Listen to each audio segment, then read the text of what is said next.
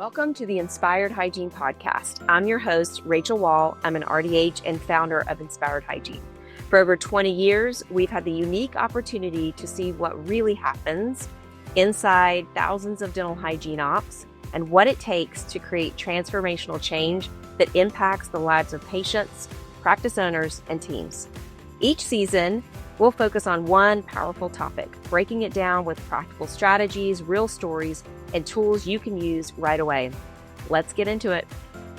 Hello, everyone. Welcome back to the Inspired Hygiene Podcast. And I am here today with Misty Mattingly RDH and Chief Dental Hygiene Officer at Sage Dental. Misty, thank you so much for being with us. Absolutely. I love and I'm a huge fan of Inspired Hygiene and you. So happy to be here. Thank you. Well, I'm a huge fan of yours. I think we met maybe at a Women in DSO event, and then we met again at DO, I think, and just at different events. And so we sat next to each other at a recent event in Boston.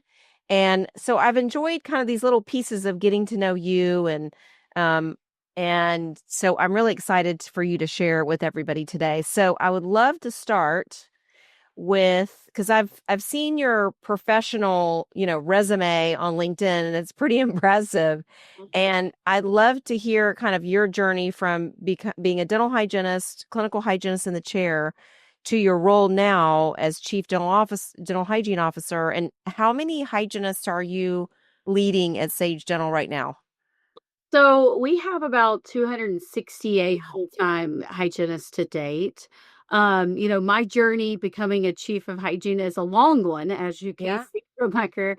But also, my journey goes all the way back to the beginning, and that was in hygiene school. So, I grew up, in foster care as a teenager, and then went back with my parents, or with my mom, shall I say, who was a single mom. And so going to college was, not something that I ever thought I could really do. And so I was always, I kind of say, a hustler. But it was back in the day when there was a floppy disk, if you guys remember floppy disk. Yeah. So I bought an Easy Dental floppy disk and had worked as a hygiene assistant, and had this idea, if I bought the floppy disk, then I could teach people how to do systems and put in computer systems. And so that's how I kind of put myself through hygiene school. Wow. But my background in dentistry goes all the way back to when I was 14 years old, in foster care, because I needed money. And so there was a dental office that I could walk to. And so I would go and sterilize instruments and became a hygiene assistant, and then became an office manager, and kind of have worked my way all the way up to where I am today. But all of that goes back, everything you do, you build upon it, right? And so even when I go all the way back to, even being 14 years old, those things that I learned back then, I still use today, right? Like a lot of the, the things as far as being a hygiene assistant, I think is actually probably my greatest success, because it really was a thing. I had a great hygienist that I worked alongside, and she was such a great mentor for me. And she loved clinical hygiene. Vicky was her name, and she ended up retiring from clinical hygiene. She loved it. And I think I would have always been that way. But I did have an injury, Rachel, a wrist injury from a childhood situation that occurred when I was younger. And so it caused me to not be able to do clinical hygiene for full time, about 4 years out of hygiene school. And so I then started saying, well, I had this experience in dental hygiene school, right? That I put myself kind of consulting and putting in. I mean, we even sold phone systems. I sold phone systems back then. I did it all. And I worked in a lab. And so it really gave me this. So I've really seen every aspect of dentistry. I say the good thing is that I've done all the roles. The bad thing is that I've done all the roles. Right. So when people try to give me excuses, I'm like, and I have a saying that says that excuses don't fix the problem. They only make you feel better. Right? But they don't really fix the problem.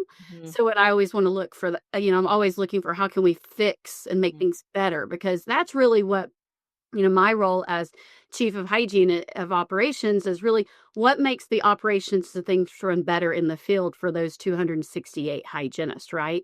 And what makes it, a place Sage, a place that they want to come and stay. And that's one of the things I really pride myself on, is that we have really great retention. We've done tremendous, things here at Sage to maintain, recruit.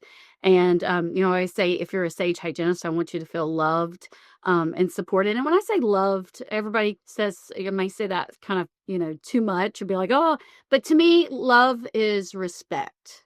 And I think that is really, when I say love, that is what hygienists are wanting, is respect and to be acknowledged as a provider. And I think that's what we do really well, and what has really made us successful and me successful. I've been here for 7 years, going on 8. And it's been a great place, because, I've had the autonomy as a hygiene leader to be able to make the changes and the impacts and the tweaks that needed to make it a better place for the hygienist in the field. And that has really been, rewarding, and really, something I hope that this chief role really opens up the door for more hygienists, really, because that's really what it meant to me is, it was an opportunity for advancement of a hygienist in this DSO world, right? Where we don't see a lot of, we met at Women in DSO. We don't see a lot of women in some of these roles. Yeah. And also, you don't see a hygienist as a chief. So I'm very honored for this role and this opportunity that Sage. And I have to give a shout out to Tom Marler, who's my CEO. He's always believed in me. He brought me to Sage. He recruited me from another place to come here, and we'd worked previously together, and I'm really proud of what we've been able to do there.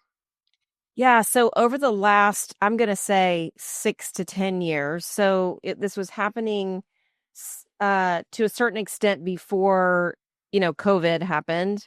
But what we've seen in the last 6 years is a acceleration of opportunities for hygienists outside of the operatory.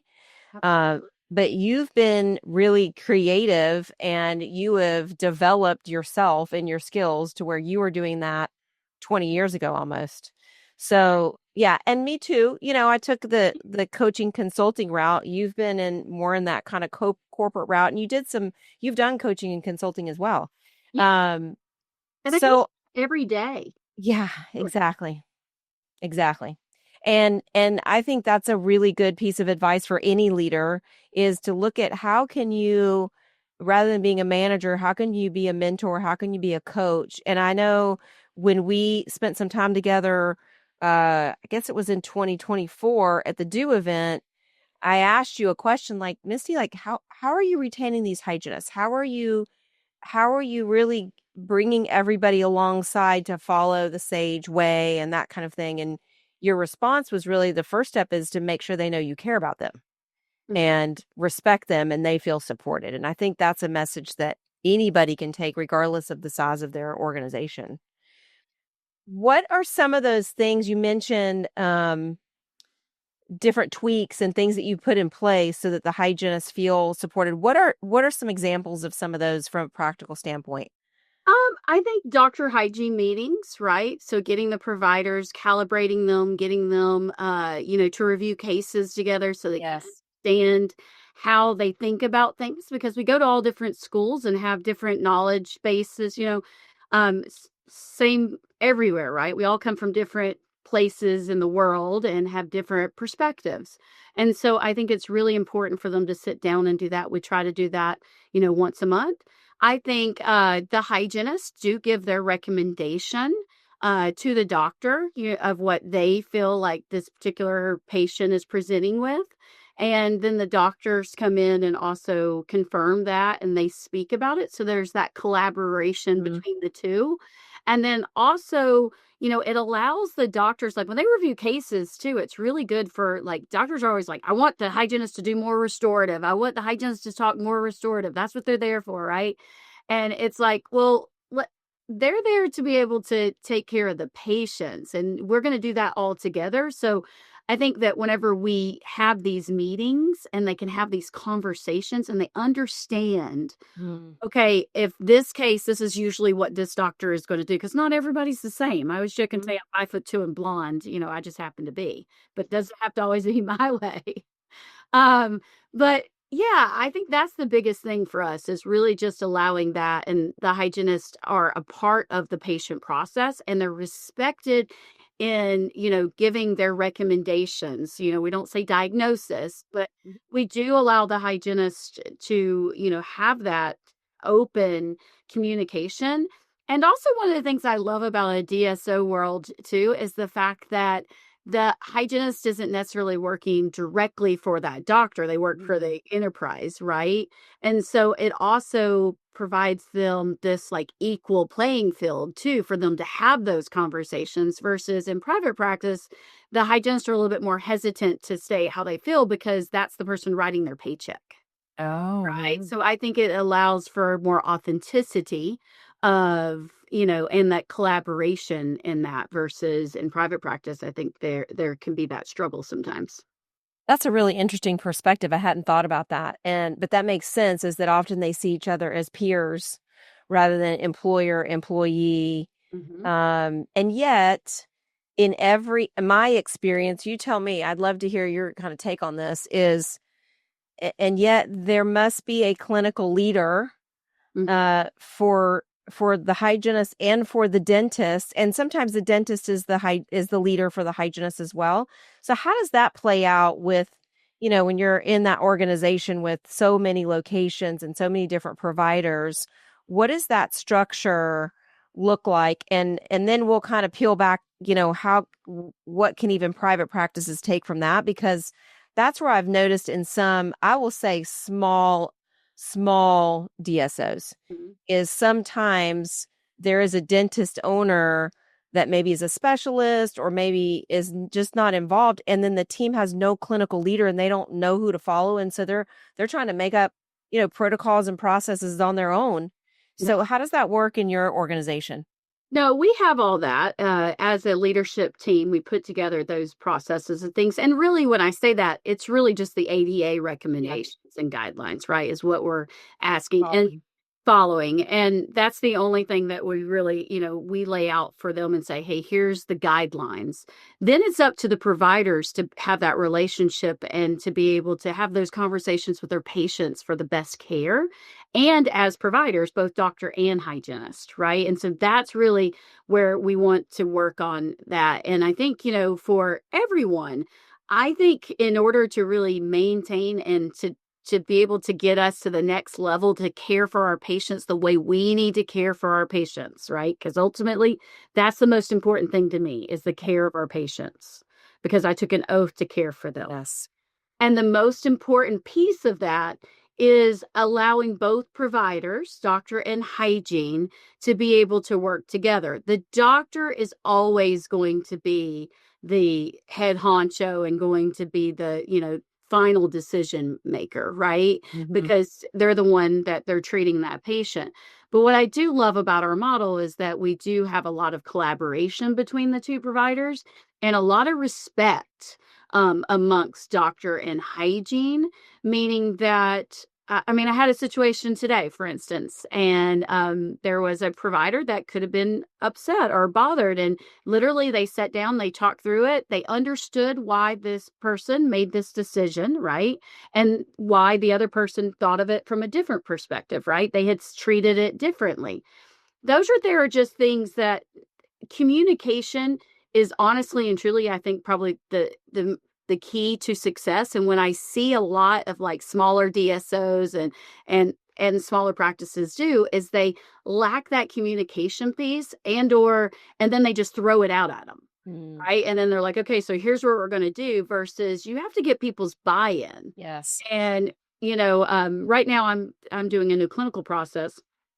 And we're going to be launching some new things and we're changing out our PMS system, right? We have all these things that we're doing. But really what makes you successful as an organization is communicating it ahead of time, well ahead of time. And so right now, I mean, I have a communication plan that is, we started in December and we don't launch until April, right? But that gives us time to build up and transition because, you know, I'm moving a large cruise ship. Yes. And you don't turn a large cruise ship on a dime. But the great thing for smaller practices is you can do it on a dime and a lot quicker than I can. But it does still require good communication and for people to have their buy-in and for them to understand the reason why you're making a change or what the benefit is to them and the benefit to the patient. Because what I love about dentistry is that people care, right? And they want to do the right thing for their patients. And I love that. And we really have some really cool things that we can really offer patients nowadays that we've never had. I think it's an exciting time to be in. And so I love that the providers are talking more too. And opening that conversation and morning huddle too. I think that that's another one. Like everybody should have a morning huddle and have those conversations early. I call that like, you know, I played sports. So to me, it's like, you know, morning huddle is like getting ready for the game. Right. And so I kind of think of it that way and like to have fun with it in that way. Like, okay, so what's up for today? What's our plays for the day? How can we have fun with this? Because at the end of the day, it can be repetitive unless you really try to make it fun and exciting. And I think we do a good job of that as well. Yeah. Man, you touched on a lot there. So one thing, you know, this whole season of the Inspired Hygiene podcast is about rebuilding the hygienist doctor dentist relationship. You know, that things have been a little tense, let's say, for the last few years. Gosh, we have so much to do. That and PAs. I don't think it's just doctor hygiene. I think we have a lot. For sure. Improve on it all. Sorry. For sure. It just happens to be kind of our little corner of the world, right? But yeah, for sure. And it really comes down to that communication. It comes down to respect, having those conversations, right? And getting aligned so that the whole team believes in the doctor's treatment philosophy, and those case review meetings that you're talking about absolutely have a huge impact on that. We say all the time, like, do those case review meetings with your whole team, because dentists and dental assistants see an open tooth all day long. The rest of us never see that. We see the end result. You know, we see it before treatment and we see it after, but we don't see really what's going on in there. So when they open up an old amalgam and they see how crusty it is under there, like, everybody needs to see that. They need to see a picture of it, or they need to sit and look at it, you know, from time to time, just to reinforce the belief in the care that we're providing and the value of what is being provided as well, right? Because the business team, like, they've got to believe in the value if they're doing financial arrangements around things. So, I love that. I think you touched on that. You touched on a lot about communication and also change management. Like, nobody really likes that word change, but it's a reality in life. And the fact that you're taking the time to put together this communication plan over 4 or 5 months that's what it takes. Even honestly, it might not take 4 or 5 months in a private practice, but it might take you 4 or 5 weeks, or a couple months to start having that communication and kind of giving them the why, like, hey, you know, we've worked on this part of the practice and now it's time to really see where are our strengths in this area and what can we even improve on to create a win for everybody, because it's not just about the practice, it's also about the patient and the team. I literally just recorded a short video today about a team that we worked with recently, and I used the big ship analogy, like you said. They're a big private practice, and they've had decades of operating in the same way. And so that's something that it's very rare for that to kind of turn on a dime. And, you know, we're used to seeing our clients create results pretty quickly. And for this particular situation, it's like, you know what, this team just needs a little more time. They need us to listen. They need a little more love and attention, and to really like shift their mindset and adopt these principles that are moving patients to health, and they want that. Mhm. It's just it's a lot of time and a lot of processes to shift. And sometimes it takes a little bit longer than, we would like, but they are doing great. Yeah, and that's part of it, and that's it's kinda like when we take an acquisition, right? And we try to keep all the team and the staff and stuff. That's a hard shift for them, and we have to do it kinda quickly, in all honesty. I mean, everybody's like, "Oh, we're not gonna change anything," but the reality is, like, Yeah. things change. Yes. So, so I totally get that with it, especially the older and the longer that team has been together, the harder for them to pick up new tricks, but it can be done. Absolutely. But it really does, it has to begin with helping them understand the why Yes. and what the long-term goal is, because like I said, I always say this is like people want to do good. I mean, people are nobody it's like, "Oh, I want to go in today and like just be terrible." Yeah. Yeah. I mean, nobody's thinking that, Yeah. but we have to, and or they don't want to be like push against you, but if they don't understand it and they don't get the why and they don't see what the big picture and or what's in it for them. Yeah. Yeah. That's I mean, I say everything I do, I'm like, okay, you got to have the WIIFM, right? Yep. Dialed into their radio station so Yep. they can see what the value is for them individually. Yeah. That stands for what's in it for me. Yeah. And that goes back to that triple win, right? It has to be a win for the patient, for the team, and for the practice and the organization, in your case. Okay. Yeah. So, what are you seeing as you are and as you are navigating right now with keeping the practices adequately staffed with hygienists, navigating, compensation expectations that are different than maybe they were several years ago. Mhm. Um, are there it, I would just love whatever insight that you have on the industry as a whole. Are there things that you see coming that are going to alleviate that, or what are you noticing in the different states that you all operate? I mean, I think compensation is tough. I think right now it's so hard for a dental practice because, you're getting squeezed from every angle. Yes. Supplies cost us more than ever before. Employees cost us more than ever. Everything cost us more, Yeah. and reimbursement's not there. Yeah. So it's really a tough place to be. And I really do think that sometimes hygienists don't understand the business of hygiene. Mhm. And so I think that's I think the struggle and why doctors and hygiene aren't getting along sometimes or they have Mhm. that struggle is because a lot of hygienists don't understand the business of Mhm. hygiene.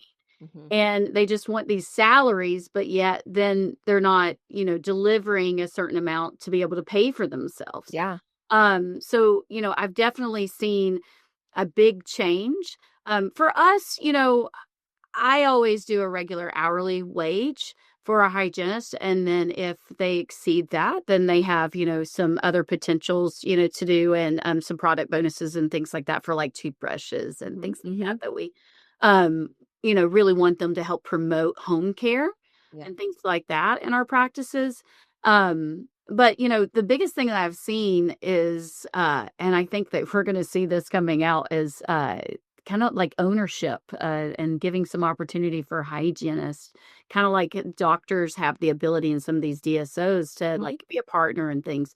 I think we're going to see that come out more and more in the next 10 years. And you're going to see more hygienists in that type of role in amongst DSOs. I think you are seeing hygienists convert over to more jobs that aren't necessarily clinical. And Mhm. so that is also a concern of mine too, Yeah. because like I said, I took an oath to care for patients. So it's also one of those things that I'm like, oh gosh, I myself am like, okay, I'm going to go do a chairside just because I know and sit on a state where we have 117 counties that are considered a dental shortage. Yeah. So I do have concerns about so many hygienists stepping out because Yeah. they need that care. But I think there's going to be a lot of changes in the industry over the next 10 years on the way care is delivered. I think teledentistry is going to change things as that begins to get implemented more and more throughout the country.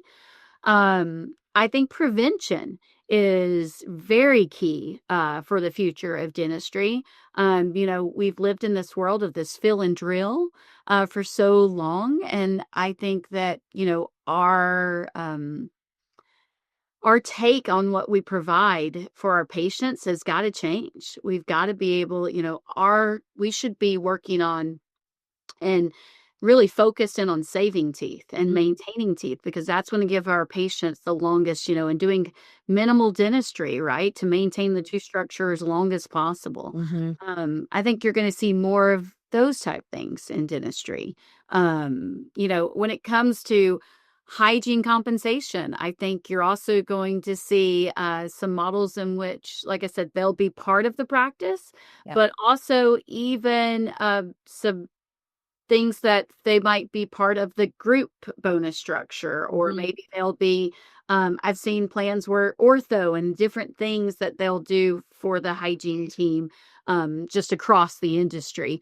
We don't really do a lot of that type stuff as far as, but I have definitely seen in more like private practices and acquisitions where sometimes the hygienists are compensated. So it's a free-for-all, to be honest with you. It is whatever will keep them at this point. But there's a lot of competition out there with temp places too. And I think that is, there's pros and cons to all of it, right? That's a whole nother podcast. Yes. But I do think that the industry is changing, and it is going to require us to be open-minded. Yes.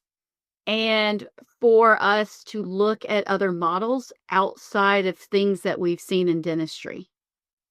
Because one of the things I think we do poorly in dentistry is maintaining or really allowing, in medicine, you have like a medical tech, then you have the nurse's assistant, right? Then you have a nurse, then you have the PCP or the PA, right? You have all these different levels, but in dentistry we don't. And I think you're going to have to see supervisory roles change as well over the next 10 years for us to be able to really care for our citizens. And I hope to be a part of that we can help that in the US, because it's kind of crazy to be in America and to have the decay rates that we have here. I think really that and I think that that's something that in some practices, depending on demographics, that they don't see, but it's still there, it's still there. It's still a huge problem. Same with periodontal disease, still a huge, huge problem. And there is the capacity of clinical hygienists, I'll term it that way, is really becoming a public health issue, even in some private practices when, some practices are booked out 8 months. And these are great practices. These are not practices with a terrible, culture that aren't willing to pay hygienists and are, a dirty place to work. These are great practices that are having a hard time, hiring in order to fulfill the capacity and the demand for patient care. Some of these are rural areas that, they might not have a dental hygiene school, within a couple hours, and they're having a hard time filling that because there aren't as many hygienists that are in the clinical field as there were in the past. I think that is a fact. And I was going to say, we knew this. So in 2018, the U.S. News and World Report put out a report that said that by 2023, we're going to see like an 8%, decline in hygienist, and so we knew that we were going to have a shortage. Then 2020 happened. Yeah. Then we lost 8%, 8 to 10% of our hygienists. So now we're looking at anywhere between a 16 to 18% shortage of hygienists in able to provide care. And so, I think that, there are some situations, like you said, where there are some, where the doctors aren't the greatest and it's a bad culture, Yeah, all those type that things. I exists. get that does exist. But I don't think it's the only reason that we have a shortage.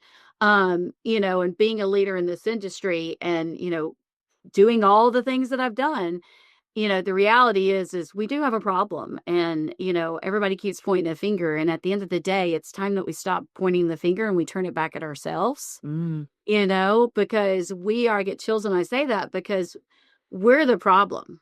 Doctors and hygienists, we're the problem, because we aren't coming together and everybody's pointing the finger and saying, oh, it's access to care. And, oh, they want more of this, they want more of that.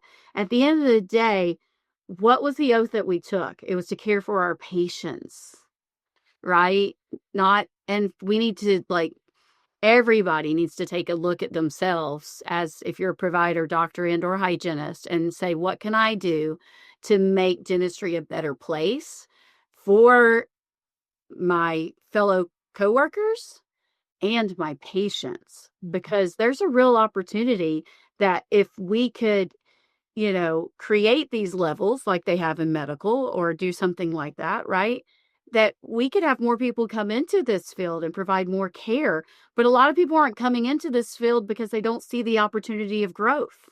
Yeah. And that's from hygiene, that's dental, it's all those dental assistants, office managers, all these modalities. And it's time that we really look at each other and say, okay, what can I do to help you? And what, and the other person say, well, what can I do to help you? Because we really do win together. And I truly do believe that. And it's time that we stop pointing fingers, doctors and hygiene, instead, help each other. I don't know if you know the fable of where the people are starving and they have these really long spoons. Do you know this fable? No. So they have these really long spoons and they're all sitting there and they're all starving because they're trying to take the spoons and feed themselves. Right? But the fable is that if you then take and you feed each other, you will then all survive with the big spoons, right? And I think that's where we are at, is that we've got to learn, how do we take care of each other? And if we can take care of each other, we'll take care of our patients.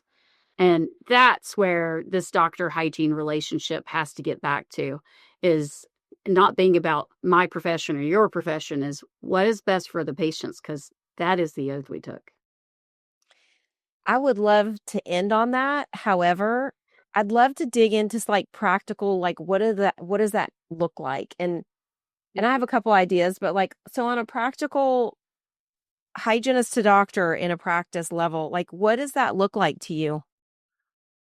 As far as their Like relationship, what can I do to support you? Is it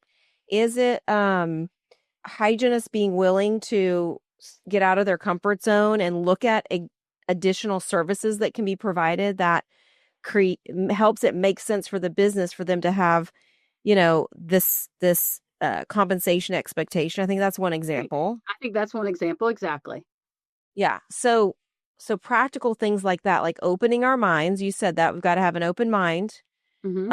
A prophy and bite wing hygiene schedule is not going to be sustainable, and it's going to that is going to further that is going to move the industry further away from valuing dental hygienists.